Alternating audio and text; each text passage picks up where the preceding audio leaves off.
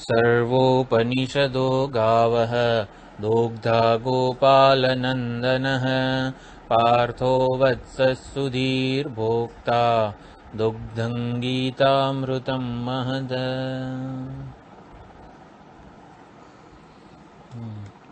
तो समत्व दर्शन सर्वत्र समदर्शनः। ये समत्व दर्शननी थोड़ी चर्चा। એટલે સમત્વ દર્શન એટલે સર્વત્ર સર્વથા સર્વદા સર્વેષુ સમાનમ દર્શનમ યસ્ય સહ। બધી જ પરિસ્થિતિમાં બધા દેશ કાળ વસ્તુ કોઈ પણ કન્ડિશન હોય એમાં હંમેશા જ એનું સમાન દર્શન છે। સમત્વ દર્શનના ઘણા બધા શ્લોકો ભગવદ્ ગીતામાં એનો ઉપદેશ આપે છે। આખા ભગવદ્ ગીતાની મેઇન થીમ આ સમત્વનું દર્શન છે। જે મૂલ્યોની વાત હતી એમાં ઇષ્ટમ છે સમચિત્તત્વમ ઇષ્ટાનિષ્ટોપપત્તિષુ, જે 13મા અધ્યાયના મૂલ્યો છે એમાં પણ જે એ સમત્વ જે મૂલ્ય છે એ મનની અવસ્થા, ઇષ્ટ અનિષ્ટ ગમે તે પરિસ્થિતિમાં સમત્વ આપણું મન સમાનતા જાળવી રાખે, પર્વતવત અકંપ્ય રહે। જ્ઞાનીનું મન ગમે તે પરિસ્થિતિમાં પર્વતની જેમ અકંપ્ય હોય છે। શંકરાચાર્યજીના ભાષ્યમાં આ છે પર્વતવત અકંપ્ય, એ નિશ્ચળ અને જત રહી શકે છે। તો જ્ઞાની માટે જે લક્ષણ છે સાધક છે, જે લક્ષણ છે એ સાધક માટે મૂલ્ય છે। તો સમચિત્તત્વમ મનની સમાન અવસ્થા એ મૂલ્ય છે। એટલે સમત્વ દર્શન પહેલા મનના સ્તરે, મનની અવસ્થાના સ્તરે પ્રાપ્ત થાય અને પછી એ નોલેજ, એ સમત્વ દર્શન આપણું સ્વરૂપ કે સ્વભાવ બની જાય, એ જ્ઞાનની પરાકાષ્ઠા છે। તો સમત્વ દર્શન ક્યારે થાય અને સમત્વ દર્શન કોણે કરવાનું છે? કેમ કે માટી એવું કહી શકે કે હું બધા ઘડામાં સમાન છું, ઉપાદાન કારણ જ એવું કહી શકે। તો જે શ્લોક છે સમત્વ દર્શનનો 6ઠા અધ્યાયમાં, સર્વભૂતસ્થમાત્માનમ સર્વભૂતાની ચાત્મની ઈક્ષતે યોગયુક્તાત્મા સર્વત્ર સમદર્શન। તો સર્વત્ર સમદર્શન, યોગ એટલે પરમાત્મામાં, યોગે યુક્ત આત્મા અંતઃકરણમ યસ્ય સહ। યોગ એટલે પરમાત્મા જે સમાન છે, જે પોતે સમાન છે, એના દર્શન કરીએ આપણે તો આપણને એ સમત્વ દર્શન પ્રાપ્ત થાય। કેમ કે બધા ઘડાઓમાં માટી સમાન છે, તો માટીના દર્શનને જ સમત્વ દર્શન કહેવાય। તો સર્વભૂતસ્થમ આત્માનમ, આખું શ્લોકની જે પહેલું ચરણ છે, 6ઠા અધ્યાયનો શ્લોક છે, સર્વભૂતસ્થમ આત્માનમ, સર્વભૂતોમાં આત્માને એ ઈક્ષતે, સર્વભૂતસ્થમ આત્માનમ સર્વભૂતાની ચાત્મની ઈક્ષતે યોગયુક્તાત્મા। ઈક્ષતે એટલે જુએ છે, સાક્ષાત દર્શન કરે છે। તો સર્વભૂતોમાં આત્માના દર્શન કરે છે। તો સર્વભૂતોમાં આત્માના દર્શન કેવી રીતે થાય? સર્વભૂતોમાં આત્માના દર્શન કેવી રીતે થાય?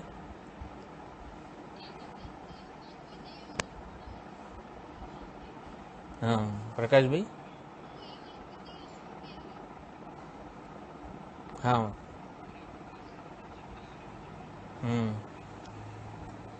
એ પણ છે। એ એક પ્રકારની વેલ્યુ થઈ કે હા ચલો આ નામરૂપ એનું વાસ્તવિક સ્વરૂપ નથી। તો પછી સચ્ચિદાનંદ પણ બરોબર છે, સર્વભૂતોમાં માટી એવું કહી શકે છે કે હું સર્વભૂતોમાં સમાન છું। કેમ? કારણ કે માટી દરેક ઘડાનો પ્રત્યેગાત્મા છે। હા, એટલે સર્વભૂતોમાં આત્માના દર્શન કરવા, સર્વભૂતસ્થમ આત્માનમ એટલે સર્વભૂતોના પ્રત્યેગાત્મા રૂપે, સર્વભૂતોના અંતર્યામી રૂપે એના દર્શન કરવાના છે। જેમ કે પ્રત્યેગાત્માની વ્યાખ્યા આપણે શું કરી હતી કે જે સ્વરૂપથી ક્યારેય વિચલિત થવાતું નથી, જે હંમેશા હરેક કાળે હરેક દેશમાં કોઈ પણ પરિસ્થિતિમાં જે રૂપનો હું ક્યારેય ત્યાગ ના કરું એને મારો પ્રત્યેગાત્મા કહેવાય। તો સર્વભૂતસ્થમ આત્માનમ, સર્વભૂતોમાં મને આત્માના દર્શન ક્યારે થાય? જ્યારે સર્વભૂતો જે કંઈ પણ વસ્તુ, વ્યક્તિ, પરિસ્થિતિ છે એ એક રૂપનો ત્યાગ ક્યારેય ના કરી શકે। સર્વભૂતોમાં હું આત્માના દર્શન ક્યારે કરી શકું? જો સર્વભૂતો એ આત્માના, પ્રત્યેગાત્માના થી ક્યારે વિચલિત ન થતા હોય. પ્રત્યેગાત્મા એટલે પ્રત્યેગાત્મા ચૈતન્યનું ક્યારે એ ત્યાગ ન કરતા હોય ને તો જ હું સર્વભૂતોમાં એ દર્શન કરી શકું. એટલે સર્વભૂતસ્થમ આત્માનમ જ્યારે કહીએ છીએ, સર્વભૂતોમાં આત્મા રહેલો છે, પરમાત્માના દર્શન કરો, એવું જ્યારે કહેવામાં આવે ત્યારે શું કરવાનું છે? પ્રત્યેગાત્મા રૂપે. હવે પ્રત્યેગાત્માની વ્યાખ્યા શું છે?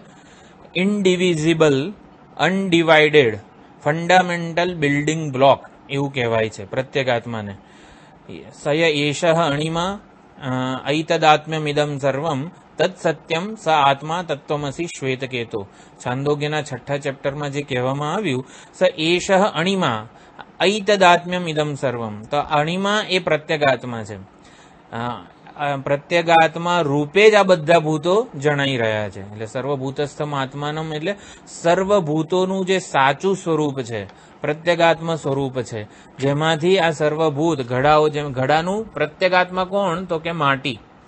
કે ઘડો ક્યારે એ માટી રૂપને ત્યાગ નથી કરતો. એટલે ઘડાની ઉત્પત્તિ, સ્થિતિ, લય બધું જ માટીમાં થાય છે, જેને લીધે સર્વભૂતોની સ્થિતિ છે, જેમાં સર્વભૂતોનો ઉદ્ગમ છે, જેમાં સર્વભૂતોનો લય છે. એટલે કે સર્વભૂતોને જે સત્તા અને સ્ફૂર્તિ પ્રદાન કરી રહ્યું છે એ પ્રત્યેગાત્મા જે છે એના દર્શન કરવાના છે. માટી જેવું કહી શકે કે હું સર્વ ઘડાનો આત્મા છું, સર્વ ઘડાનું ઉપાદાન કારણ છું. સૂર્ય જેવું કહી શકે કે હું બધા પ્રતિબિંબોનો આત્મા છું, બધા પ્રતિબિંબોમાં હું રહેલો છું. એવું સૂર્ય ક્યારે કહી શકે? એમાં વ્યાપ્ત હોય તો. સર્વ પ્રતિબિંબસ્થમ આત્માનમ સૂર્ય પશ્યતિ એવું કહેવાય. સૂર્ય દરેક પ્રતિબિંબોમાં રહેલો છે. હું મારા દરેકે દરેક પડછાયામાં રહેલો છું, અંતરાત્મામાં રહેલો છું. આ જેટલા પણ ઉદાહરણ આપવામાં આવે છે, શેના માટે આપવામાં આવે છે? એવું જ સાબિત કરવા માટે કે ભૂતોનું સ્વતંત્ર અસ્તિત્વ નથી. આ જેટલું પણ સૂર્ય પ્રતિબિંબોનો આત્મા છે, હું મારા પડછાયાનો આત્મા છું, કે સર્વ ઘડાનો માટી આત્મા છે, એવું કહીએ ત્યારે ઘડાઓ માટી પર અધ્યારોપિત થાય.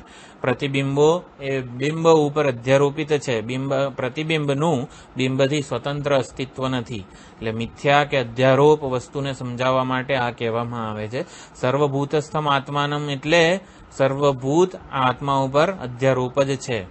આત્મા જ એમને સત્તા અને સ્ફૂર્તિ પ્રદાન કરે છે. સર્વભૂત આત્માથી અનન્ય છે અને માટે આત્મા સર્વભૂતોમાં અદ્વિતીય છે.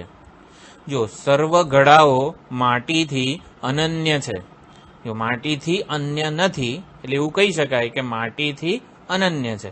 સર્વ ઘડાઓ માટીથી અનન્ય છે, માટે માટી સર્વ ઘડામાં અદ્વિતીય છે. આ સમીકરણ થયું. B is equal to A is not equal to B. અદ્વિતીયતા, અનન્યતા આવી રીતે છે. સર્વભૂત મારાથી અનન્ય છે, માટે હું સર્વભૂતમાં અદ્વિતીય છું. તો સમત્વ દર્શનનું આ પહેલું પગથિયું છે, સર્વભૂતસ્થમ આત્માનમ. હવે સર્વભૂતાની ચ આત્મની ઈક્ષતે, બીજું ચરણ છે સર્વભૂતાની આત્મની ઈક્ષતે, આત્મની પ્રતિભાતી, આત્મામાં જ એ ભૂતોના દર્શન કરે છે. આત્માને લીધે જ આત્માનામાં સર્વભૂતોના દર્શન કરે છે. અધિષ્ઠાન ચૈતન્યમાં, જો સર્વભૂતસ્થમ આત્માનમ એ પ્રત્યેગાત્મા હતું. હવે સર્વભૂતાની ચાત્મની, એમાં આ આત્મની અધિષ્ઠાન ચૈતન્ય છે. પ્રત્યેગાત્મા ચૈતન્ય એ જ અધિષ્ઠાન ચૈતન્ય છે, એવું આ તત્વમસીનું મહાવાક્ય જ છે. સર્વભૂતાની ચાત્મની એટલે અધિષ્ઠાન ચૈતન્યમાં જ આ સર્વ નામરૂપ સર્વભૂતો ભાસી રહ્યા છે. સર્વભૂત અધિષ્ઠાન ચૈતન્યથી અનન્ય જ રહેલા છે.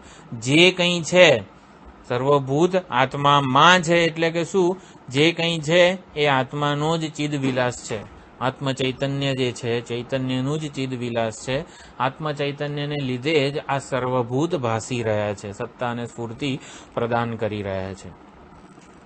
જ્યારે શંકરાચાર્યજી જ્યાં ગુરુકુળમાં જતા હતા, એમનું ઓલું ઉપનયન સંસ્કાર થયો અને પછી ગુરુકુળમાં જતા હતા, ગુરુજી પાસે બધું શાસ્ત્રો ભણતા હતા, ત્યારે આ બધી વાત આવી ત્યારે બાળક શંકરે પૂછ્યું હતું ગુરુજીને કે સર્વમાં સમાનના દર્શન કઈ રીતે થાય. ત્યારે ગુરુજીએ આ કર્મયોગ ને આ તે બધું ઈશ્વર તત્વની ભાવના, ભક્તિયોગ વગેરેનો ઉપદેશ આપ્યો હતો. પરંતુ સાચા અર્થમાં સમત્વના દર્શન કઈ રીતે થાય? આનાથી હું જે છું ને એ ઈશ્વરથી જુદો રહી જઉં છું. જે સાધના આપણે કરીએ, કીધું ગઈકાલે કે અહંકારની ગમે તેટલી સાધનાઓથી એ નાશ થતો નથી. ત્યારે બાળક શંકર પૂછે છે કે ખરેખરમાં સમત્વ દર્શન સાચી પરાકાષ્ઠા ક્યારે થાય? ત્યારે ગુરુજી કહે છે કે એ તો કેવળ સંન્યાસથી જ થાય, અને પછી સંન્યાસથી જ સર્વત્ર સમદર્શન થાય. અને પછી એ શંકરાચાર્યજી આવી રીતે સંન્યાસ માટે ગોવિંદ પાદાચાર્યજીના ત્યાં આશ્રમમાં જાય છે. કર્મયોગ, ભક્તિયોગ વગેરે જે સાધના છે એનાથી મનની અવસ્થારૂપ સમત્વ દર્શન થાય. સર્વમાં સમાનતા જે છે, ઈશ્વર રહેલો છે સર્વમાં સમાન રૂપે, ઇષ્ટ અનિષ્ટ અનુકૂળ પ્રતિકૂળ વગેરે બધી પરિસ્થિતિઓમાં એના દર્શન થાય. અને જ્ઞાનથી, જ્ઞાન યોગથી, આત્માના યાથાત્મ્યના દર્શનથી, આત્માના સાચા સ્વરૂપના જ્ઞાનથી એક અદ્વિતીય રૂપે સર્વમાં સમાન જે વસ્તુ છે એ આત્મ સ્વરૂપે લક્ષિત થાય છે. બધું સમાન રહી જાય અને હું એનાથી જો જુદો રહી જાઉં તો એ ક્યારે પૂર્ણ સંતોષ આપી ના શકે. એટલે સમીકરણ પૂરું થવું જોઈએ. સર્વમાં સમાનતાના દર્શન એ પૂરું ક્યારે થાય? આ બંને હોવા જોઈએ, સર્વભૂતસ્થમાત્માનમ સર્વભૂતાની ચાત્મની. સમીકરણ પૂરું થવું જોઈએ. ઈક્ષતે યોગયુક્તાત્મા. આ યોગ એટલે કે પરમાત્મામાં જેનું અંતઃકરણ આવી રીતે યુક્ત થઈ ગયું છે, જે યોગારૂઢ થઈ ગયો છે, એ સર્વત્ર સમદર્શન, આવી રીતે સમાન દર્શન હોય છે. તો અસમાનતાના દર્શનનું કારણ શું છે? અજ્ઞાન છે. અજ્ઞાનને લીધે એટલે આપણને જે અનુભવો થઈ રહ્યા છે એનું શ્રુતિ સર્જનની પ્રક્રિયા દ્વારા એનું અનુમોદન કરે છે. અનુમોદન એટલે શું? જે સાપના દર્શન થઈ, જેને તું સાપ રૂપે જોઈ રહ્યો છે, જેને તું સર્પ રૂપે ગ્રહણ કરી રહ્યો છે, એ વાસ્તવમાં સર્પ નથી, દોરી જ છે. તો ઉપદેશ આ પ્રકારનો હોય છે. આપણા અજ્ઞાનજન્ય અનુભવોને સમજાવવા પડે પહેલા શ્રુતિને. સીધું સત્યનું નિરૂપણ કરે તો ઉત્તમ અધિકારીને કદાચ એ જ્ઞાન થાય, પણ મંદ મધ્યમ અધિકારી એ જોઈ ના શકે. માટે અજ્ઞાનજન્ય અનુભવોનું અનુમોદન કરે છે શ્રુતિ, કે ચલો વિવિધતા છે, પરંતુ એ કઈ રીતે કરે છે? એક અદ્વિતીય પૂર્ણ અખંડ ચૈતન્ય જે છે એ જ પોતાની રીતે માયા શક્તિથી એ કે અનેક રૂપે ભાસી રહ્યું છે. એકમાંથી અનેકનું જે સર્જન છે એ પછી હસવામાંથી ખસવું થઈ ગયું અને એને એમાં સત્ય બુદ્ધિ થઈ ગઈ. અજ્ઞાનની બે શક્તિ, આવરણ શક્તિ, વિક્ષેપ શક્તિ. તો આ વિક્ષેપ શક્તિ જે છે એ જ બહુ જ ડેન્જરસ છે. અજ્ઞાન શક્તિ એટલું હાનિ નથી પહોંચાડતી. સુષુપ્તિમાં અજ્ઞાન છે, વિક્ષેપ નથી. એટલે સર્વત્ર સમાન જ છે બધું. એ વખતે પ્રજ્ઞાન ઘન એકીભૂત વગેરે માંડુક્યમાં જે શબ્દો વાપરવામાં આવેલા છે. તો અસમના દર્શન થઈ રહ્યા છે માટે સમત્વનો ઉપદેશ આપવામાં આવે છે. તો અસમનું દર્શન થઈ રહ્યું છે તો શ્રુતિ જે સર્જનની પ્રક્રિયાનું ઉદાહરણ આપે છે એના દ્વારા એવું કહેવા માંગે છે કે અસમનું દર્શન થઈ રહ્યું છે. અસમના એટલે કે અનેકતા, વિવિધતા, વિષમતાના દર્શન થઈ રહ્યું છે, અનુભવ થઈ રહ્યો છે. તો એ અનુભવને જરા ચકાસો. બુદ્ધિથી, વિચારથી, એને વિચારની કસોટીએ ચડાવો તમારા અનુભવને, કે શું ખરેખર અનેકતા, વિવિધતા અને વિષમતા છે માટે દર્શન થાય છે કે અનુભવ થાય છે, કે હું એવી કલ્પના કરું છું કે મારા વડે એવું થાય છે. જો રજ્જુ જ છે છતાં સર્પના દર્શન કે અનુભવ થઈ રહ્યો છે. તો એવી જ રીતે અસમતા એટલે કે વિષમતા અને અનેકતા છે માટે અનુભવાય છે, કે પછી એ મનનું સ્પંદન કે અધ્યારોપ માત્ર છે. તો અન્યનું દર્શન ક્યારે થાય? અહીંયા અનેકતા, વિવિધતા, વિષમતાથી સમજવાનું શું છે? મારામાં એ અનેકતા જન્માવે છે, મારામાં વિષમતા જન્માવે છે. કોઈ પણ વ્યક્તિ, વસ્તુ, પરિસ્થિતિ મારામાં ક્યારે આવું અસમાનતાના દર્શન કરાવે? આ દ્વૈત કે ભેદ ના ઊભું ક્યારે કરે મારા મનમાં? જો આપણે વિચાર કર્યો તો દ્વૈત કે ભેદભાવ એટલે શું? આપણે એવું શ્રુતિ એવું કહે છે કે દ્વૈત કે ભેદભાવ એ અજ્ઞાનજન્ય છે, અજ્ઞાન વડે જ કલ્પાયેલું છે. માટે જ્ઞાનથી અદ્વૈતના દર્શન થાય. તો પેલા સાબિત કરવું પડે કે દ્વૈત એ અજ્ઞાન, દ્વૈત સર્વ સમસ્યાનું મૂળ છે અને દ્વૈતની ભાવના જે છે એ અજ્ઞાનમાંથી જન્મેલી છે. માટે જ્ઞાનનું મૂલ્ય આપણા જીવનમાં આવે, જો એ નિશ્ચય થાય ત્યારે. તો સૌથી પહેલા એવું સમજવું પડે કે આ દ્વૈત કઈ રીતે મને સતાવી રહ્યું છે. એટલે સૌથી પહેલું કન્વિક્શન, આ દ્વૈત કે ભેદભાવ એ મારી સર્વ સમસ્યાનું મૂળ કઈ રીતે છે. એ આપણે બે ઉદાહરણ દ્વારા જોયું હતું કે કોઈ પણ વ્યક્તિ, વસ્તુ, પરિસ્થિતિ જ્યારે મારી પૂર્ણતામાં આઘાત પહોંચાડે, હું જે મને માનું છું, મારા વિશેનો અભિપ્રાય જે છે એમાં અસ્વીકૃત હુંને જન્માવે કે હા હવે મારું મહત્વ ઘટી ગયું વગેરે કંઈ પણ લાગણી જે જન્માવે છે એને દ્વૈત ભાવ કીધો છે. ઓલિમ્પિકના દોડવીર દ્વારા પણ આપણે સમજ્યા કે હું એક ખેલાડી તરીકે, એક સ્પોર્ટ્સમેન તરીકે પહેલી વખતે ઉતરું અને પછી જે ઉતરું ત્યારે જે સ્પર્ધા, જે બધો સંઘર્ષ લઈને ઉતરું છું, એ દ્વૈત ભાવ છે. એટલે કોઈ પણ વ્યક્તિ, વસ્તુ, પરિસ્થિતિ મારામાં શું જન્માવે છે એની સ્વતંત્રતા છે ને મારી પાસે છે. મારું મન એટલું ઇમોશનલી મેચ્યોર હું કરું સાધના, કર્મયોગ વગેરેથી કે કોઈ પણ વ્યક્તિ, વસ્તુ, પરિસ્થિતિ મારામાં દ્વૈતના દર્શન ન કરાવી શકે. દ્વૈતનું દર્શન એટલે એ મારા કરતા અન્ય છે. આ અન્યપણાને દ્વૈતનું દર્શન કીધું. અન્ય છે એટલે શું? મારી પૂર્ણતામાં એ વધારો કે ઘટાડો, મારા સુખ, શાંતિ, સલામતીમાં એ વધારો કે ઘટાડો કરી શકે એવું જ્યારે હું માનું, એવું ફક્ત માનવાની જરૂર છે, એવું હોવાની જરૂર નથી. જે વસ્તુ કે પરિસ્થિતિ હતી જ, જે રજ્જુ જ છે, છતાં એને સર્પ માની લેવામાં આવે છે. એટલે હું શું છું એ મહત્વનું નથી, હું મને શું માનું છું, what I think to be myself. હું મને શું માનું છું એ સૌથી વધારે અગત્યનું છે. હું મને શું માનું છું એટલે કલ્પિત સમસ્યા છે. આ દ્વૈત એ કલ્પિત, મનોકલ્પિત સમસ્યા છે, એટલે કે અજ્ઞાનજન્ય આ સમસ્યા છે. માટે જ્ઞાનથી એ દૂર થાય. એટલે કોઈ પણ અન્યનું દર્શન એટલે મારામાં અલ્પતા કે અધૂરપની લાગણી કોઈક જન્માવી શકે તો મને એ દુઃખી કરી શકે છે. આપણને એવું લાગે છે કે કોઈક વ્યક્તિ, વસ્તુ, પરિસ્થિતિ મને દુઃખી કરી ગઈ. ના, એ દુઃખી કરે છે એવું નથી. એ શું કરે છે આપણામાં? હા, કોઈ વ્યક્તિ, વસ્તુ, પરિસ્થિતિ મને દુઃખી નથી કરતી.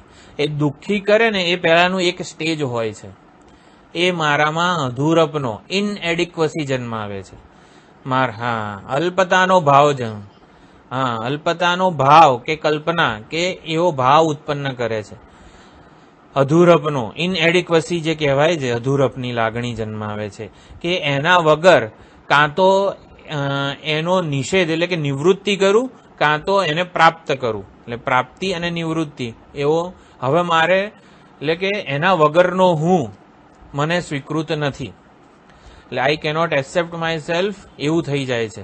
એટલે કે હું મને સ્વીકૃત ના કરું, હું જ મારો તિરસ્કાર કરું, ત્યારે એ વ્યક્તિ, વસ્તુ, પરિસ્થિતિ મારા માટે મહત્વની બની જાય છે અને ત્યારે એ મારામાં સુખ કે દુઃખ જન્માવે છે. આ અન્યનું દર્શન છે. એમ કોઈ પણ અન્ય કે દ્વૈત કે ભેદભાવનું દર્શન કોને કહેવામાં આવ્યું છે? હું અને તમે જુદા છીએ એને દ્વૈત કે ભેદભાવ નથી કીધો. તમે મારામાં જ્યારે આવી રીતે અન્યત્વને ભ્રમ જન્માવામાં સફળ બનો, એ ક્યારે બને? હું મારા વિશે અધૂરો, ઊણો, અલ્પ છું એવી લાગણી સેવવામાં કોઈ પણ વ્યક્તિ, વસ્તુ, પરિસ્થિતિ સફળ બને ને ત્યારે એ સુખી દુઃખી કરી શકે છે. તો અન્ય એટલે સુખ, શાંતિ, સલામતી અન્ય ક્યાંક છે, જગતમાં છે, કોઈ વસ્તુ રૂપે છે, કોઈ પરિસ્થિતિ રૂપે છે, એવું જ્યારે માનું ત્યારે સૌથી પહેલા શું થાય છે કે હું મને પોતાને અધૂરો, અલ્પ, ઊણો, મર્યાદિત અનેક જરૂરિયાત વાળો માનું અને પછી સુખ ત્યાં છે, મારાથી અન્ય છે અને એવી રીતે એ સુખને પ્રાપ્ત કરવાનો પ્રયત્ન કરું. એક્ઝેક્ટલી દસમાની કથા જેવું થઈ જાય છે. હું દસમો નથી અને દસમાને પ્રાપ્ત કરવા માટે પ્રયત્ન કરું છું. તો દસમાને પ્રાપ્ત કરવાનો જે પ્રયત્ન છે એ નેવર એન્ડિંગ ઇક્વેશન છે, ક્યારે પૂરી થાય એવી આ વાત નથી. તો હું અન્ય પરિસ્થિતિ કે અન્ય વસ્તુને ગ્રહણ કરીને સુખી થવું, એમાં વેદાંતને વાંધો શું છે? હું લાડુ ખાઉં એમાં વેદાંતને વાંધો શું છે? લાડુ મને સુખરૂપ, મને બહુ જ અનુકૂળ છે અને લાડુમાં મને સુખના દર્શન થાય છે, તો વેદાંતને વાંધો શું છે હું લાડુ ખાઉં એમાં? તો વેદાંતને એ જ વાંધો છે કે જેને પ્રાપ્ત કરવા તું મથે છે, જેને પ્રાપ્ત કરવા આપણે સૌ મથીએ છીએ, એ મેળવીને લાડુને પ્રાપ્ત કરવા મથું છું, એ લાડુને મેળવીને સુખી થઈ શકીશ નહીં. વેદાંતને આટલું કહેવું છે. જેને પ્રાપ્ત કરવા મથીએ છીએ એ પ્રાપ્ત કરીને સુખ અહીંથી છટકીને ત્યાં જશે. દુઃખ મિશ્રિત વસ્તુઓ જ છે આ વ્યક્તિ વસ્તુ પરિસ્થિતિ બધી. આ બધું વૈરાગ્ય જન્માવા માટે કહેવામાં આવે છે. એટલે કમનસીબે અપ્રાપ્ત સુખને મેળવવાના પ્રયત્નમાં આ દુઃખ, વિષાદ, રાગ, દ્વેષ બધી જે આસુરી વૃત્તિઓ છે એના જ ભોગ બનીએ છીએ. કેમ? અપ્રાપ્ત સુખને મેળવવાનો પ્રયત્ન છે માટે જ કર્મયોગીની જીવન પદ્ધતિ જે છે એ પ્રાપ્ત સુખને મેળવવાનો પ્રયત્ન છે. તો there is a need for cognitive change. આ કોગ્નિટિવ ચેન્જ એટલે સમજમાં પરિવર્તન, કે હવે મારા કર્મ, મારા વિચારો, મારી વેલ્યુઝ, મારા એટીટ્યુડ્સ જે છે એ અપ્રાપ્ત સુખને મેળવવા માટે નહીં, પરંતુ પ્રાપ્ત સુખને મેળવવા માટે છે. એવું પહેલા કન્વિક્શન થાય. સુખ પ્રાપ્ત જ છે એ મારે આવિર્ભાવ કરવાનું છે. સુખ એ મેળવવાની વસ્તુ નથી, સુખ એ આપવાની વસ્તુ છે, સુખ વહેંચણીની વસ્તુ છે, આનંદ એ વહેંચણીની વસ્તુ છે, આનંદ મેળવવાની વસ્તુ છે જ નહીં. હવે આવું કઈ રીતે સમજાય? એકવાર બુદ્ધિમાં નિશ્ચય તો પહેલા કરી જ લેવાનો કે હું આનંદ સ્વરૂપ જ છું. એટલે મારા વિશેનો જો અભિપ્રાય બદલાઈ જશે તો જગત વિશેનો અભિપ્રાય આપોઆપ બદલાઈ જશે. એટલે જગતમાં મારે સુખ, શાંતિ, સલામતીની જે શોધ કરવી પડે છે ને એ નહીં કરવી પડે. એટલે જગત સાથે મારું એકાઉન્ટ સેટલ થઈ જશે. એકાઉન્ટ સેટલ થાય, સ્વસ્થ સંબંધ પ્રસ્થાપિત થાય, પછી આખું જગત નંદનવન, વૃંદાવન બની જાય. મારા વિશેનો અભિપ્રાય જ ચેન્જ કરવાની જરૂર છે. કેમ? કારણ કે જે હું મને માનું છું, what I think to be myself is ignorance.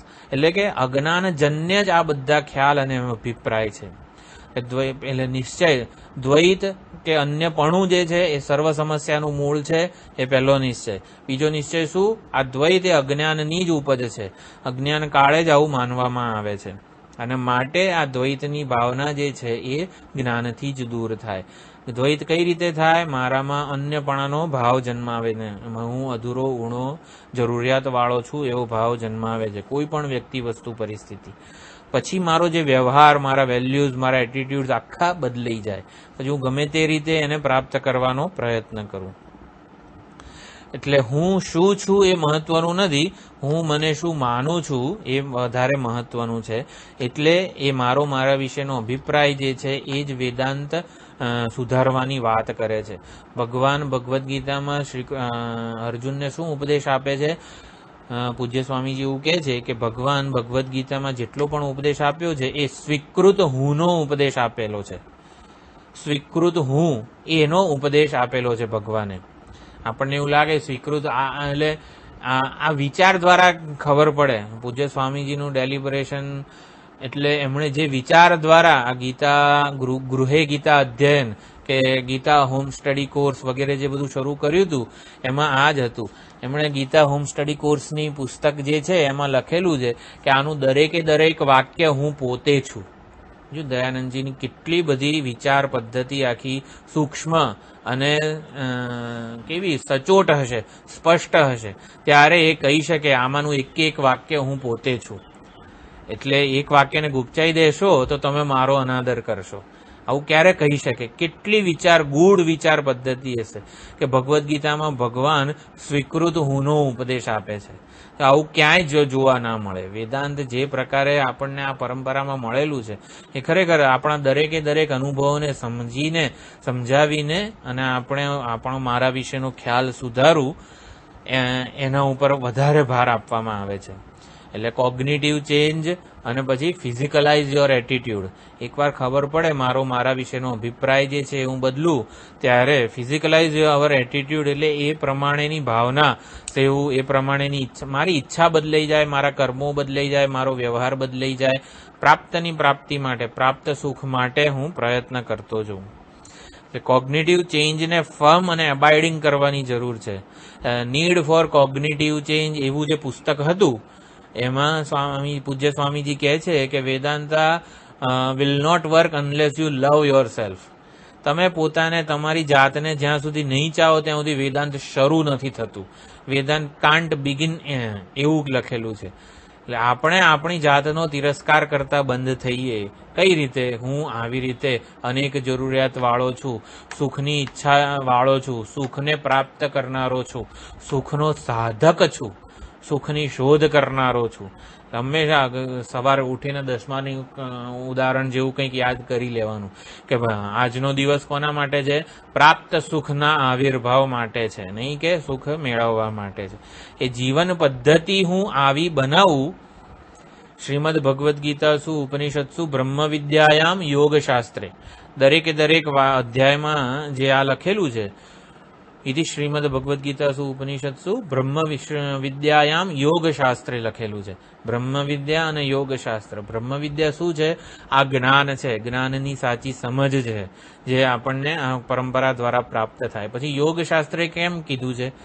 તો આ કોગ્નિટિવ ચેન્જ થાય, મને સાચી સમજ પ્રાપ્ત થાય, પછી મારી જે જીવન પદ્ધતિ છે, મારા વેલ્યુઝ, મારા એટીટ્યુડ્સ, મારી ઈચ્છાઓ, મારા કર્મ, આ બધું જે બદલાઈ જાય છે પ્રાપ્ત સુખને મેળવવા, પ્રાપ્ત સુખને આવિર્ભાવ કરવાની જે જીવન પદ્ધતિ છે એને યોગ કહેવામાં આવેલો છે. તો આવા ઈક્ષતે યોગ યુક્તાત્મા, આવા યોગમાં જે યુક્ત થઈ ગયો છે, યોગારૂઢ થઈ ગયો છે, કે જે એના માટે આ સહજ કે સ્પોન્ટેનિયસ થઈ ગયું છે. તો આવી રીતે બ્રહ્મ વિદ્યા એ જ્ઞાન કે એ સમજ છે, અને એ જ્ઞાનને જીવવું, જ્ઞાનને ફિઝિકલાઇઝ કરવું, એને યોગ કહેવામાં આવેલો છે. બ્રહ્મ વિદ્યાયામ યોગ શાસ્ત્રે.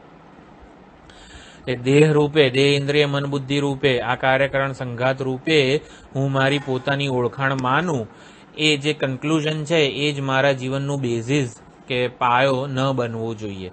એ મારી ઓળખાણ છે, એનો સ્વીકાર કરીએ પણ ખરા આપણે. ચલો, આ દેહ ઇન્દ્રિય મન બુદ્ધિ મારી જાગ્રત અવસ્થાની ઓળખાણ છે, પરંતુ એ જ માત્ર અંતિમ ઓળખાણ નથી. there should be need for cognitive change.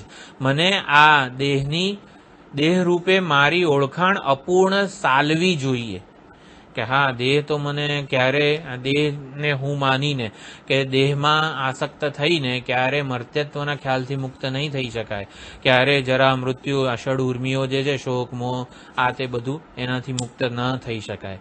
એટલે મારા વિશેનો અભિપ્રાય બદલાય ત્યારે આ વિચારો બદલાય, વિચારો બદલાય એટલે ઈચ્છાઓ બદલાય, ઈચ્છા બદલાય એટલે કર્મ બદલાય.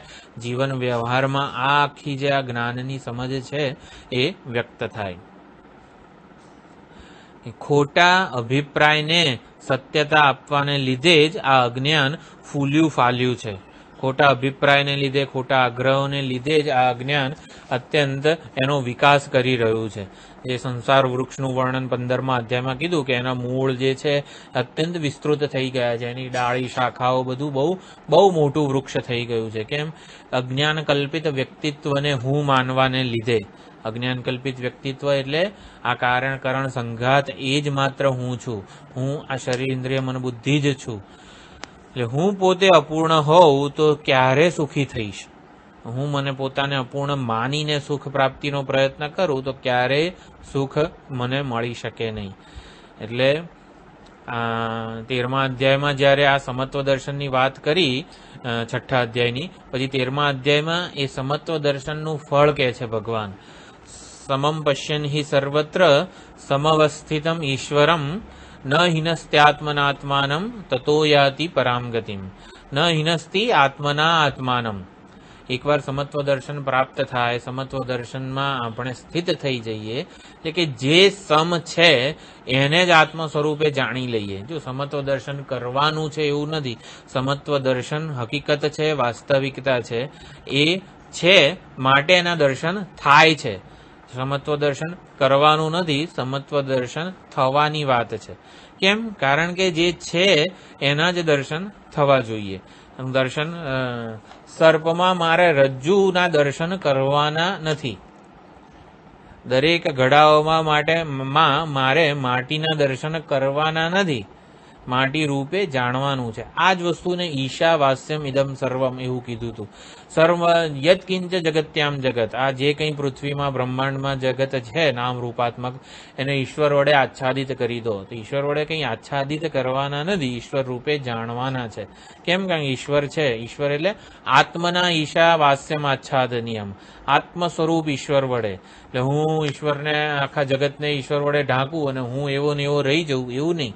આત્મ સ્વરૂપ ઈશ્વર વડે પ્રત્યેગાત્મા રૂપે સર્વભૂતસ્થમાત્માનમ અધિષ્ઠાન ચૈતન્ય સર્વભૂતાની ચાત્મની ઈક્ષતે. આવી રીતે ઐક્યના જે દર્શન કરે છે એ સમત્વ દર્શન એનો સ્વભાવ થઈ જાય છે. એનું ફળ શું છે? ન હિનસ્તી આત્મના આત્માનમ, એ પોતાનું ઘાત કે પોતાને હણતો નથી. ના હિનસ્તી, હિનસ્તી એટલે હણતો નથી. આત્મ તિરસ્કાર કરતો નથી. પોતાની જાતને એબ્યુઝ કે મિસયુઝ કરતો નથી, તિરસ્કાર કરતો નથી, હલકી ઊણી ઉતરતી ગણતો નથી. આપણે જ્યારે સુખના સાધક હોઈએ, શોધનારા હોઈએ, ત્યારે આપણે આપણી જાતનો જ તિરસ્કાર કરી બેસીએ છીએ. એટલે હું ભગવાને જેવો પણ મને બનાવ્યો છે, જેવી ઉપાધિ મને આપી છે, એ હું કોઈની જોડે કમ્પેર ના કરું. હા ભાઈ 15મો અધ્યાય મને તો નથી આવડતો મોઢે, આમને આવડે છે, આવી રીતે કોઈ જાતની કમ્પેરિઝન નહીં. આવડવો જોઈએ પણ એમ હસવાનું નથી. હા, એટલે એ મૂલ્ય હોવું જોઈએ. હા, સમત્વ પહેલા મૂલ્ય સ્વરૂપે હોય, પછી એ સહજ સ્વાભાવિક થાય. સમત્વમ is to be seen, is to be recognise, is to be discovered. એટલે કે જે છે સમત્વ ઉત્પન્ન કરવાનું નથી, ઉત્પાદ્ય નથી, પ્રાપ્ય નથી. સમત્વ દર્શન એ સ્વભાવ છે, સ્વરૂપ છે આત્માનું. એની શોધ કરવાની છે. શોધ એટલે રેકગ્નાઇઝ, ડિસ્કવર્ડ કરવાનું છે. એ ઓલરેડી એક્ઝિસ્ટિંગ ફેક્ટ છે. એ આપણી જ્ઞાન સાધનાથી આમ ઉત્પન્ન થાય એવી રીતની કોઈ વસ્તુ નથી. તો સમત્વના દર્શન થાય એટલે શું થાય? ન હિનસ્તી આત્માના આત્માનમ. અને એટલે હું મારી જાતનો તિરસ્કાર ના કરું, એટલે કે દરેકે દરેક વસ્તુનો આદર કરું, પ્રેમથી સ્વીકાર કરું.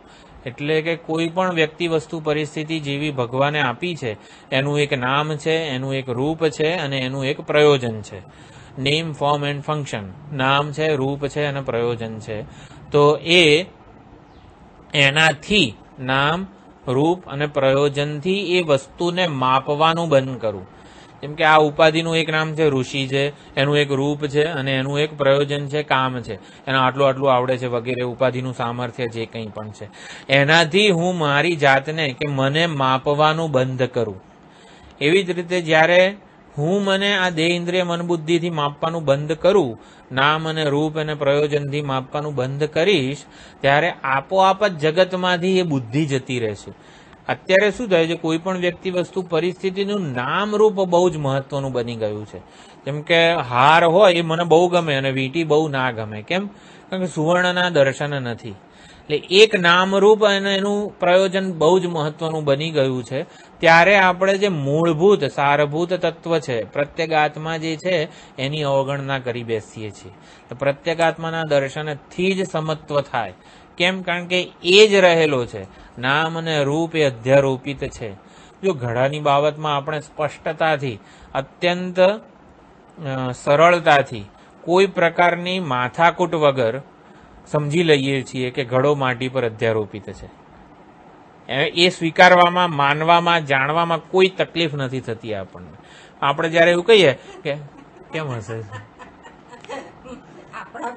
હું એ જ કહું છું, આ દેહ, મન, ઇન્દ્રિય, મન, બુદ્ધિ અધ્યારોપિત છે એવું કહું, ત્યારે શું થાય છે?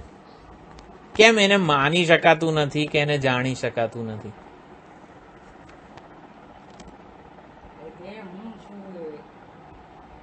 હે?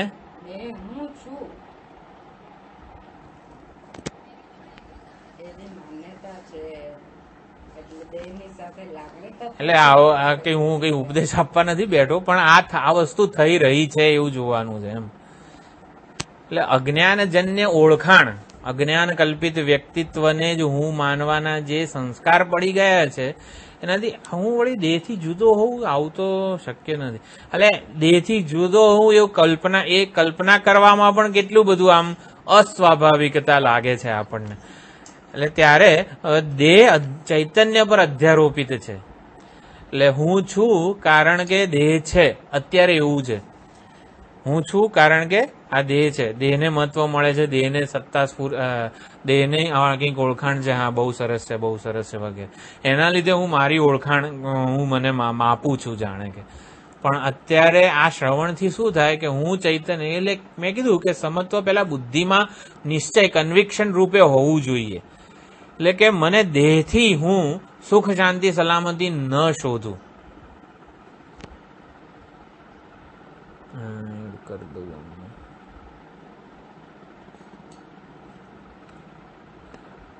દેહ રૂપે મારી જે ઓળખાણ છે એને મેં સત્યતા આપેલી છે.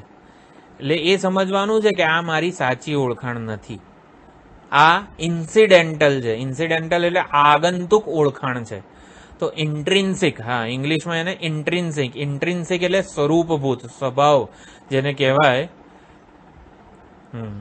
એટલે ચર્ચા એવી ચાલતી હતી કે દેહ રૂપે આ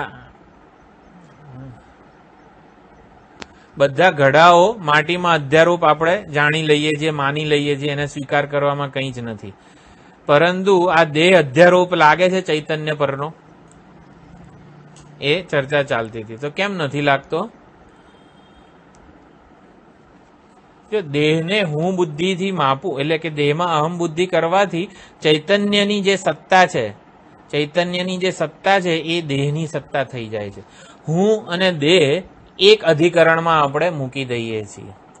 હકીકતમાં શું છે, વેદાંત શું કહે છે, દૃશ્ય અને દ્રષ્ટા શરૂઆતની પ્રક્રિયામાં દ્રષ્ટા સ્વતંત્ર છે દૃશ્ય કરતા. આ દ્રષ્ટા જે ચૈતન્ય છે એ આ દૃશ્ય દેહ રૂપે કલ્પાય છે. એ ચલો એ પછીની વાત છે, એ આવવાનું છે પ્રોસેસમાં. એટલે સૌથી પહેલા દૃશ્ય કરતા દ્રષ્ટા સ્વતંત્ર છે, વિલક્ષણ છે એવું વિચારવાનું છે. અત્યારે કેમ દેહ હું ઉપર, ચૈતન્ય ઉપર અધ્યારોપિત નથી લાગતો આપણને, એ વિચારીએ છીએ. દેહ હું જ છું અને હું દેહ જ છું એવું અત્યારે લાગે છે. તો શરૂ કરવાનું શું છે, આ દેહ ક્ષેત્રકોટીમાં છે, દેહ ઇન્દ્રિય મન બુદ્ધિ કાર્યકરણ સંઘાત બધું ક્ષેત્રકોટીમાં છે, દૃશ્ય વર્ગમાં આવે છે. હું એને જાણનારો, એના દરેકે દરેક પરિવર્તનને, દેહમાં આ બધું નાનો હતો પછી મોટો થયો એની અવસ્થાઓનો સાક્ષી છું. પછી આ જાગ્રત સ્વપ્ન સુષુપ્તિ બધી જે અવસ્થાઓ છે એ કોની છે, અંતઃકરણની છે. એ અંતઃકરણ એટલે કે મનમાં જે કંઈ રાગ દ્વેષ બધી ઈચ્છા વગેરે જે કંઈ પણ જન્મે છે એનો પણ હું સાક્ષી છું. સાક્ષી છું તો શું થયું, મારા લાડુ ખાવાની ઈચ્છા જન્મી અને હું એનો સાક્ષી છું, એટલે લાડુ ખાવાની ઈચ્છા જતી રહેશે? ના જાય? કેમ? મનની દરેકે દરેક ઈચ્છા ને હું જાણું છું, હું ઉજાળું છું, હું પ્રકાશું છું. જો લાડુ ખાવાની ઈચ્છા ક્યાં થઈ, આપણને એવું કહીએ છીએ કે મને લાડુ ખાવાની ઈચ્છા છે. હા, ત્યારે પછી વિચારો. સ્વામીજી ઉદાહરણ આપતા હોય છે, પૂજ્ય સ્વામીજી દયાનંદજી, કે હા સ્વામીજી એમની પાસે કોઈક આવે છે, શું ક્રોધ નહીં મારી મનમાં, હા હું બહુ ઉદાસ છું. સ્વામીજી પાસે એક આવે છે સાધક અને કહે છે કે હું બહુ ઉદાસ છું. કે ના ના, તું તો આત્મા છું, તું તો પ્રસન્ન છું, તું શાંત સચ્ચિદ આનંદ સ્વરૂપ છું. સ્વામીજી હું બહુ ઉદાસ છું, મારું આવું થયું છે, આવું થયું. એટલે સ્વામીજી હું બહુ ઉદાસ છું એ પકડી રાખે છે. સ્વામીજી એ પકડી રાખે છે કે ના તું તો પ્રસન્ન છું, તું શાંત છું વગેરે. એટલે સ્વામીજી મને ખબર છે મારું મન ઉદાસ છે. હા, એટલે સ્વામીજી અહીં સુધી લાવવા માંગતા હતા એને. હું ઉદાસ છું માંથી મારું મન ઉદાસ છે. જો આપણે ઉદાસીનતા કે કોઈ પણ ઈચ્છા જે જન્મે છે, કોઈ પણ વસ્તુ જે આપણા મનમાં જન્મે છે એનાથી સભાન છીએ. એટલે કે હું, એટલે 50% કામ પૂરું થઈ ગયું. એકવાર આપણે હું ઉદાસ છું થી મારું મન ઉદાસ છે ત્યાં પહોંચીએ ને એટલે 50% કામ પૂરું થઈ ગયું. એટલે મારું મન ઉદાસ છે એવું કહીએ ને ત્યારે હુંની જે સત્તા કે મહત્વ હતું, હુંની જે સ્ટેટસ હતું એનાથી મનને જુદું કરીએ છીએ. એનાથી મન જ્યારે જુદું થાય ને ત્યારે મનનું સ્વતંત્ર અસ્તિત્વ ચૈતન્ય કરતા નથી. એટલે મન પોતાનું સ્વતંત્ર અસ્તિત્વ કે મહત્વ ગુમાવી બેસે ને ત્યારે આ જે મનની ઈચ્છાનો કે ઉદાસીનતાનો આવેગ છે ને એ ધીરો પડી જાય અને પછી ખાળી શકાય ને એવો બને અને પછી એને આપણે વિચારીને વિચાર દ્વારા પણ એટલે કે એ આપણામાં કોઈ પ્રકારનો વધારો કે ઘટાડો કર્યા વગર એવું ને એવું રહી શકે. એટલે આ ઉપાધિ એટલે કે કાર્યકારણ સંઘાત જે છે એ મારી અંતિમ ઓળખાણ નથી. હું એનો સાક્ષી છું. એટલે કે સાક્ષી એટલે જુદો છું. સાક્ષી કહેવાનો તાત્પર્ય શું છે? એના કરતા સ્વતંત્ર છું, વિલક્ષણ છું. એની દરેકે દરેક અવસ્થાને, વિકારને, પરિવર્તનને હું જાણનારો છું. એટલે કે મને ખબર છે હા આવું આવું આવું આવું આવું આવું થયું છે. એટલે સાક્ષીમાં પોતાનામાં એ જે દૃશ્ય છે એનાથી દૃશ્યના એક પણ ધર્મોથી એનો જે જોનારો હોય દ્રષ્ટા એ વિચલિત કે વિકાર પામે નહીં. આ વિચારણા પછી કરવાની. એકવાર દૃશ્યને આપણે આપણાથી જુદું એના કરતા દૃશ્ય વર્ગ કરતા આપણને પોતાનાથી એનાથી સ્વતંત્ર વિલક્ષણ એકવાર વિચાર પદ્ધતિથી જાણીએ પછી દૃશ્યના વર્ગો એ મારા ઉપર કોઈ પ્રકારનું પ્રભાવ પાડી શકતા નથી. એ થાય દૃશ્યના ગુણધર્મો, દૃશ્યના ધર્મો, દૃશ્યના વિકાર જે છે. એટલે દૃગ દૃશ્ય વિવેક આખું સ્વામીજીએ બહુ સરસ લીધેલું છે. એમ પછી પણ આપણે આ ધ્યાન રાખીએ કે આ ઉપાધિની જે જરૂરિયાત છે, જે ડિમાન્ડ છે, જે નીડ છે, એનાથી એ મારી નીડ નથી, મારી જરૂરિયાત નથી. ઉપાધિને સુખ જોઈતું હોય, મનને લાડુ જોઈતો હોય, પરંતુ લાડુ એ મારી જરૂરિયાત નથી. શેના માટે લાડુ જોઈએ છે? સુખ માટે. તો સુખ તો એ સ્વરૂપ છે, સુખ મેળવવાની વસ્તુ નથી. આવો વિચાર કરવાથી પણ એની મહત્તા જે છે, એની રિયાલિટી, મનની ઈચ્છાની જે સત્યતા છે ને એ નાબૂદ થઈ જશે. એટલે દૃશ્ય પરથી નજર હટાવવું, દ્રષ્ટા રૂપે પોતાને જોવું. દ્રષ્ટા એટલે ચૈતન્ય સ્વરૂપે, સાક્ષી રૂપે સ્વતંત્ર કે વિલક્ષણ જોવું એ તાત્પર્ય છે, એ મુખ્ય બાબત છે. એટલે હું પોતાને આવી રીતે આ દેહ કાર્યકરણ સંઘાતથી જુદો છું, વિલક્ષણ છું, સ્વતંત્ર છું એવો નિશ્ચય કરવું. સૌથી પહેલા કન્વિક્શન થાય બુદ્ધિમાં અને પછી આ દૃશ્ય છે ને એ દ્રષ્ટાથી સ્વતંત્ર નથી. આ ત્રીજું સ્ટેપ છે. દૃશ્ય એ દ્રષ્ટાથી સ્વતંત્ર નથી. દ્રષ્ટા જે દૃષ્ટિ સૃષ્ટિ ન્યાયનું ઉદાહરણ આપ્યું હતું આપણે, સ્વપ્નમાં જેમ દ્રષ્ટા વિચારે અને સર્જન થાય છે, એ સર્જન દ્રષ્ટાથી જુદું હોતું નથી. ચૈતન્ય જ જે સમગ્ર નામ રૂપાત્મક જગત એ મનથી સ્વતંત્ર હોતું નથી. મન એટલે કે મન રૂપે રહેલા ચૈતન્યથી સ્વતંત્ર નથી. તો એવું ને એવું જ આ જાગ્રત જગત છે.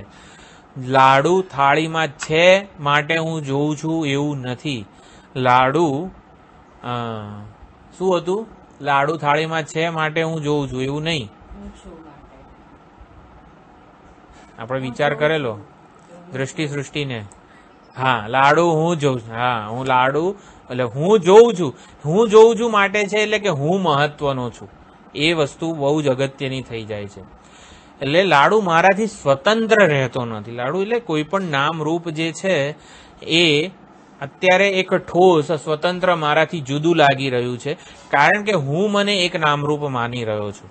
હવે હું મને મારા વિશેનો જ્યારે અભિપ્રાય બદલાય, હું મને પોતાને દેહ ઇન્દ્રિય મન બુદ્ધિથી જુદો, સ્વતંત્ર, વિલક્ષણ એવો ચૈતન્ય પ્રત્યેક આત્મા જ્યારે સમજું, ત્યારે કોઈ બી વસ્તુ એ નામ રૂપાત્મક જગત રૂપે અનુભવાતી વ્યક્તિ વસ્તુ પરિસ્થિતિ એ મારાથી જુદી રહેતી નથી. દૃશ્યનો દ્રષ્ટામાં વિલય થઈ જાય છે. કોઈ સ્વતંત્ર અસ્તિત્વ એનું રહેતું નથી. એના પ્રત્યેગાત્મા રૂપે પણ હું જ છું. એ સાક્ષી ઈક્ષણ માત્રથી જ દૃશ્યને પોતાના રૂપે જુએ છે. આ દૃશ્ય એ કેવળ મારા લાડુ આકારની વૃત્તિ રૂપે જ આ છે લાડુ. તો લાડુ આકારની વૃત્તિ ક્યાં છે? ચૈતન્યથી અભિન્ન છે.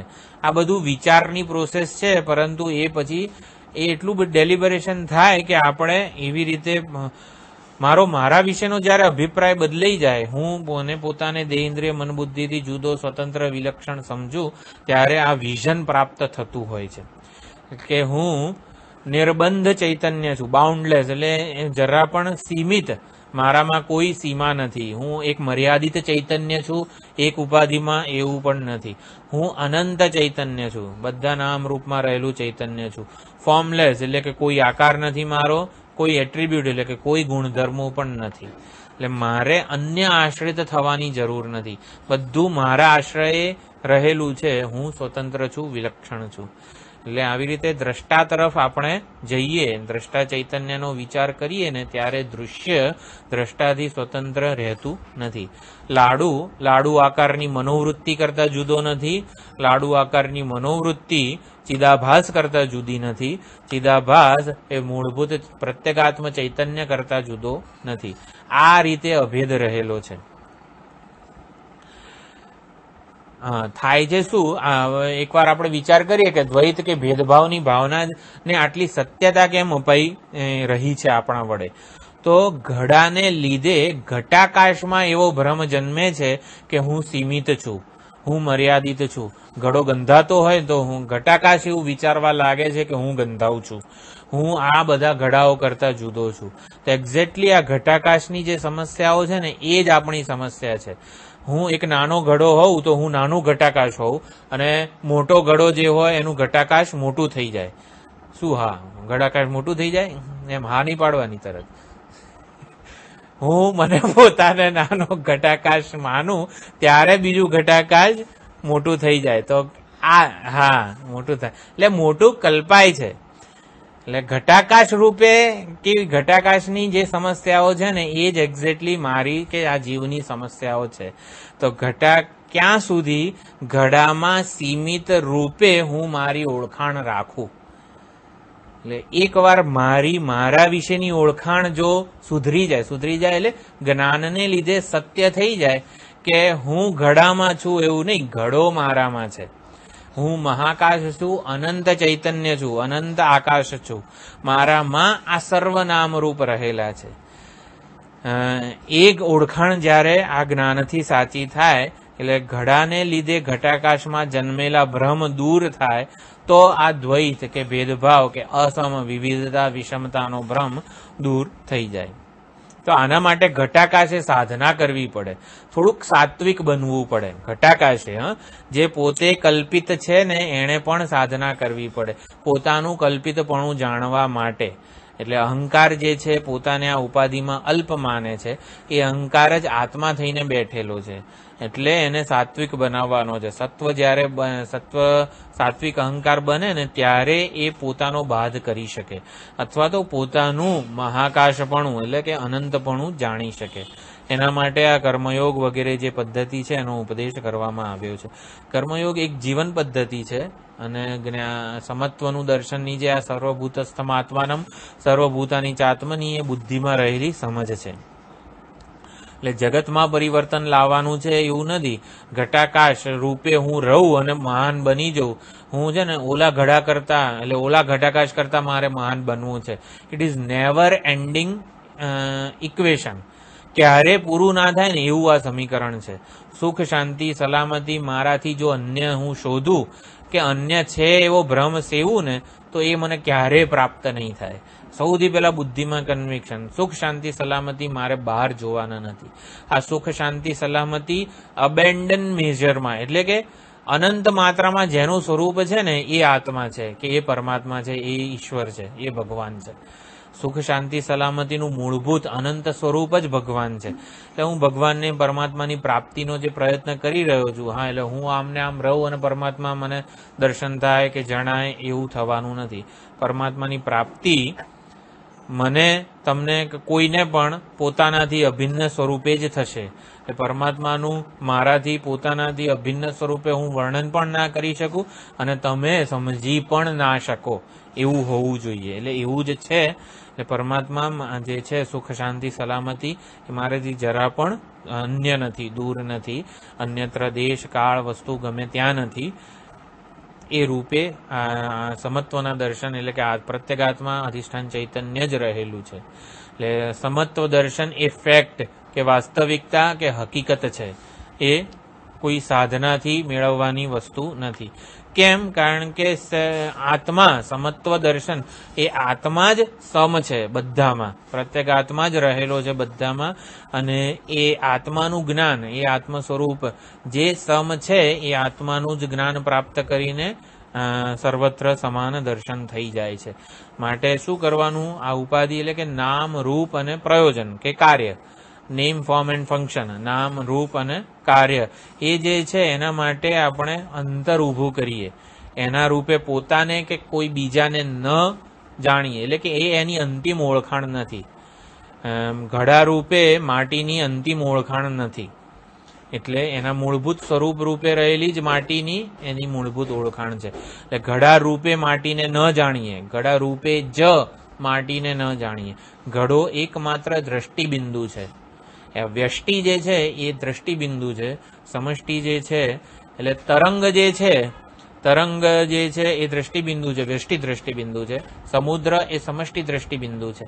વ્યષ્ટિ અને સમષ્ટિ બંનેનું સારભૂત તત્વ જે છે પાણી, એ સમત્વના દર્શન છે. તો આવી રીતે નામ, રૂપ અને કર્મ કે પ્રયોજન માટે આપણે ઇનડિફરન્ટ રહીએ. દૃશ્ય વર્ગ જે છે, નામ, રૂપ અને કર્મ એટલે કે કાર્યકરણ સંઘાત કે નામ રૂપાત્મક જગત પ્રત્યે વૈરાગ્ય જન્મે, એટલે કે એ મારા માટે કોઈ ડિસાઇડિંગ ફેક્ટર ના રહે, ઓળખાણ જન્માવવાનો ડિસાઇડિંગ ફેક્ટર ના રહે. ત્યારે કેમ ના રહે? કારણ કે બધા ઇન્સિડેન્ટલ છે, આગંતુક છે, એની સાચી ઓળખાણ નથી. ઘડા રૂપે માટીની ઓળખાણ સાચી ઓળખાણ નથી, આગંતુક છે. તો એવી જ રીતે હું એમાં રહેલા અસ્થિભાતિ પ્રિયને કે પ્રત્યેગાત્માને, અધિષ્ઠાન ચૈતન્યને જ જોઉં, એ મારા માટે દર્શનનો વિષય બને, જ્ઞાનનો વિષય બને કે ડિસાઇડિંગ ફેક્ટર બને. તો જે સમ છે એના દર્શનથી જ સમત્વ દર્શન થાય. આ પ્રત્યેગાત્મા કે હું પોતે જ સર્વમાં સમાન રૂપે છું, એ વાસ્તવિકતા છે, હકીકત છે, અને એની રેકગ્નિશન એટલે કે એની ઓળખાણ છે. બ્રહ્મ સ્વરૂપે જે આત્માનું પ્રાગટ્ય કહો કે આત્માની ઓળખાણ થવી બ્રહ્મ સ્વરૂપે, એ જ આ સમત્વ દર્શનની પરાકાષ્ઠા છે. તો આવી રીતે નૈનસ્તિ આત્મના આત્માનમ તતો યાતિ પરામગતિમ, તો એ પરમગતિને પ્રાપ્ત થાય છે. એ પ્રકારનું ફળકથન કહેવામાં આવેલું છે.